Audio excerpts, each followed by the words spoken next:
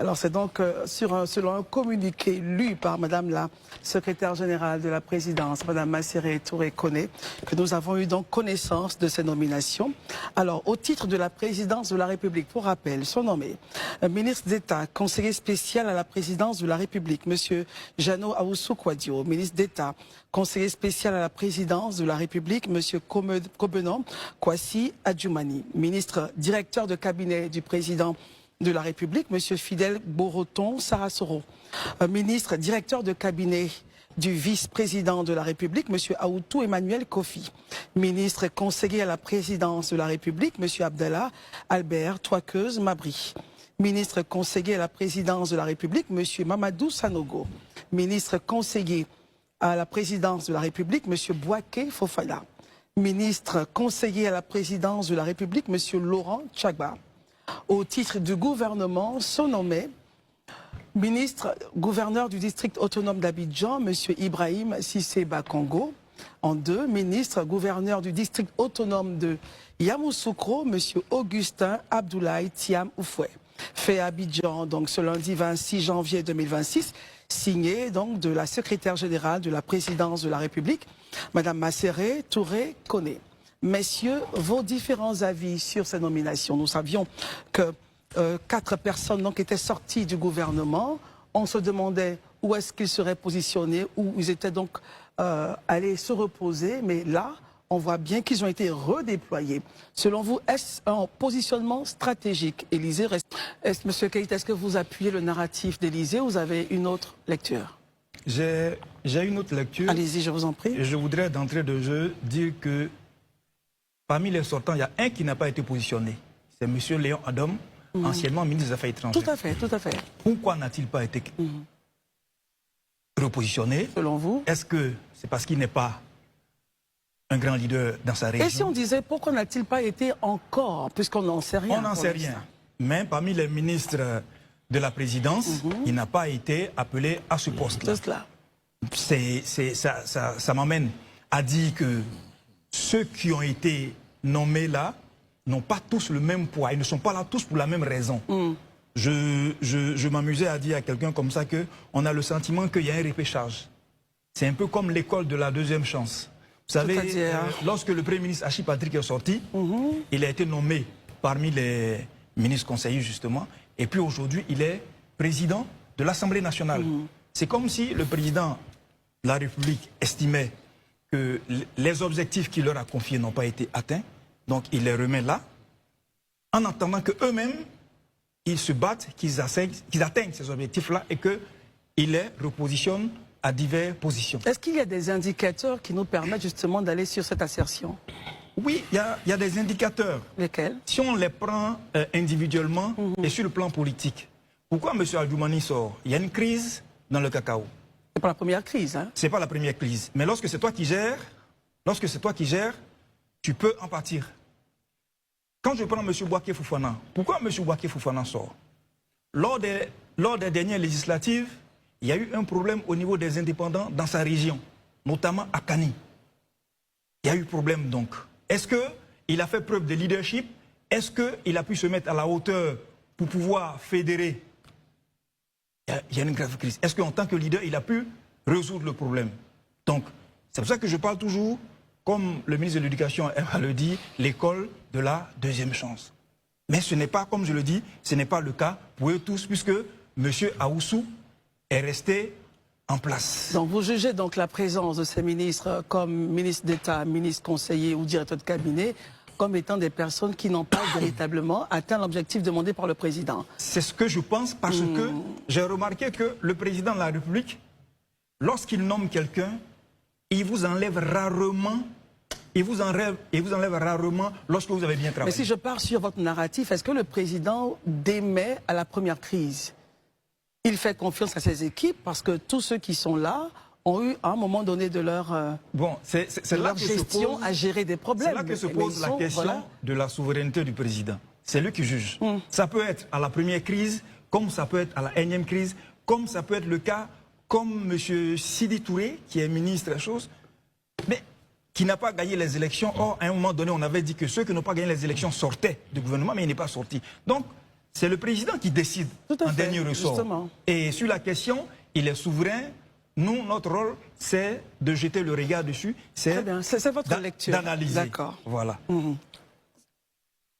C'est bon? La question, donc, bon, ok, c'est bon, il peut prendre le relais. D'accord. Mais si vous avez quelque chose à compléter, allez-y. Oui, je voudrais donc dire que la question du poids, ou du moins la question de l'analyse géostratégique, ça doit se poser de façon individuelle au cas par cas. Parce que quoi qu'il en soit, M. Adjoumani reste l'éléphant du Zanzan. Il est indétrônable sur ce point-là.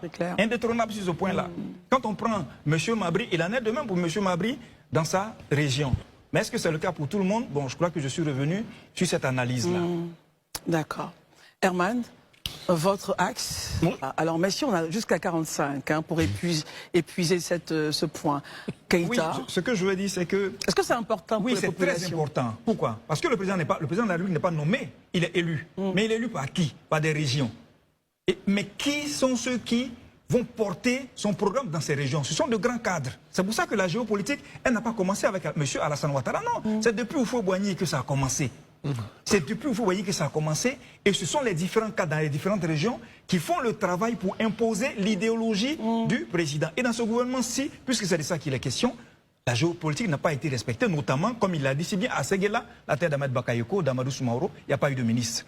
Et celui qui est là-bas, c'est un ministre... Les Outilés, ils vont dire quoi? Les Zima, ils vont dire quoi? Daouda, permettez qu'il termine. Il termine son point. Allez-y. Quelqu'un pour qu'il fasse le job. Il fait le job pour les gens de Séguéla, il fait le job pour les gens de Pobouin, il fait le job pour les gens de Agnassi. Donnez-lui la parole maintenant. Allez-y, Keïta. J'ai été à l'école le dimanche après-midi, donc on n'a pas la même façon de voir, si tu comprends. Moi, j'ai été à l'école le dimanche après-midi. Donc, pour dire que la géopolitique... J'ai rien compris à ce que vous dites. Allons, sans d'attaque. Toi, tu as fait l'école la journée. Pas d'attaque, s'il vous plaît. Allons-y directement sur les points. Pas d'attaque. Allez-y. C'est pour ça qu'on n'a pas la même façon de voir. La politique s'articule autour de différentes régions. Lorsque la CEI vient proclamer les résultats, elle les proclame région par région, elle ne les proclame pas par compétence. S'il n'a pas un grand représentant, s'il n'a pas un grand représentant dans une région, comment est-ce qu'il pourra être élu dans cette région? Très bien, merci beaucoup. Merci. On a 5 minutes. On a 5 minutes. Pardon, juste une petite précision. Pardon, Herman. On a 5 minutes. On a 5 minutes, messieurs. S'il vous plaît. La petite précision. Daouda, est-ce que... Pardon, Christelle, s'il te plaît. Juste la seconde. Rapidement. Parce qu'en fait, je me pose une question. On parle de construction d'une grande nation. En Côte d'Ivoire, on a tout auprès de 66. Elle est inclusive ou exclusive? Oui, permettez. Alors, il ne faut pas que ce soit un débat. Il nous reste 4 minutes. Merci beaucoup. 66 ethnies. À ce rythme, on a 34. Non, je ne parle pas d'ethnie, là, je parle des régions. Mais même si c'est la région, parce qu'imaginez-vous un temps que moi, j'ai été à l'école le dimanche dans chaque ville. On fait comment? Pas dans chaque ville, chaque région. Mais chaque région, oui. Allons dans chaque région. On s'en sort comment? Parce qu'il va... Mais on s'en sort comment? La prochaine fois... Très bien. La prochaine fois, il ne sera pas élu. Merci beaucoup, messieurs. On va écouter Herman. On a 4 minutes. Je le dis clairement. Messieurs, merci beaucoup. C'est l'émotion, ça. S'il vous plaît, messieurs, je vous retire la parole.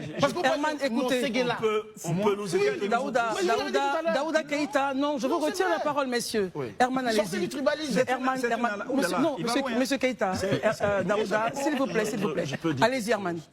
Tout à l'heure, dans l'intervention de M. Keïta, il a bien fait de situer que la géopolitique, ce n'est pas un thème que les gens ont inventé. Ça a été une nécessité. Dans le contexte africain, la géopolitique a été pratiquée depuis toujours, depuis Houphouët-Boigny jusqu'à maintenant. Souvent, même, il partait même chez ses ennemis, chez ses adversaires, pour trouver quelqu'un qui puisse venir dans son gouvernement pour que les Ivoiriens se sentent eux tous réunis autour de ce gouvernement. Moi, je n'ai pas encore cherché à... Sur le fait que nous devons être une nation. Et donc la nation va au-delà des considérations régionales. Monsieur Daouda, rapidement... Monsieur Keïta, pardon. Monsieur Keïta, rapidement, votre point de vue sur le sujet. On termine à un mot de fin en même temps. Sur la question, je voudrais commencer par partager avec vous le credo de l'UNESCO qui dit que les guerres prenant naissance, je cite, les guerres prenant naissance dans l'esprit des hommes, c'est dans l'esprit des hommes qu'il faut élever les défenses de la paix. Donc, je ne vais pas aller plus loin, je ne vais pas dire plus que ce que j'ai dit, mais si vous permettez, je vais dire que le gouvernement Mambé, c'est un savant dosage de technocrates et de politiciens. Au nom des technocrates, on a quelqu'un comme M. Nguessan Kofi, qui a fait ses armes à l'NCA ici. De l'INCA, il est parti à l'INPHB. Oui. Je crois qu'on l'a découvert. C'est à l'INCA qu'on l'a découvert. Oui, c'est ça. Alors que l'université était en plein déconfiture, en train de turbulence. Il y avait des grèves partout. Mais ce monsieur a fait ses preuves à l'INCA. De l'INCA, il est parti à l'INPHB. Il a mis cette école-là, cette école polytechnique-là, au standard international. Tout à fait. Où aujourd'hui, c'est notre compagnie nationale, peut-être que je ne vais pas faire de publicité, aujourd'hui sont formés là-bas. Nos cadres, des cadres de notre compagnie aérienne sont formés là-bas. Il en a fait un pôle d'excellence de la Banque mondiale. Aujourd'hui, on l'a sorti de là et il est devenu ministre de l'enseignement technique, ministre de l'éducation nationale aujourd'hui. Je crois qu'il en est de même pour M. Abou Bamba. M. Abou Bamba qui est un excellent technocrate en matière d'environnement. Il a géré la COP 15 ici. Et à côté d'eux, il y a des politiciens chevronnés. Donc vraiment, ce gouvernement-là est dans l'esprit et dans la philosophie du président Ouattara. Je pense qu'il va contribuer à améliorer le quotidien, comme il m'a le dit, le quotidien des populations. Herman, merci beaucoup. Alors, je voudrais juste pour terminer donc inviter les ministres voilà, à venir ici sur ce plateau, présenter un peu leur ligne d'action pour se faire connaître, non seulement connaître de population, mais aussi expliquer ce qu'ils vont faire pour réussir leur mission.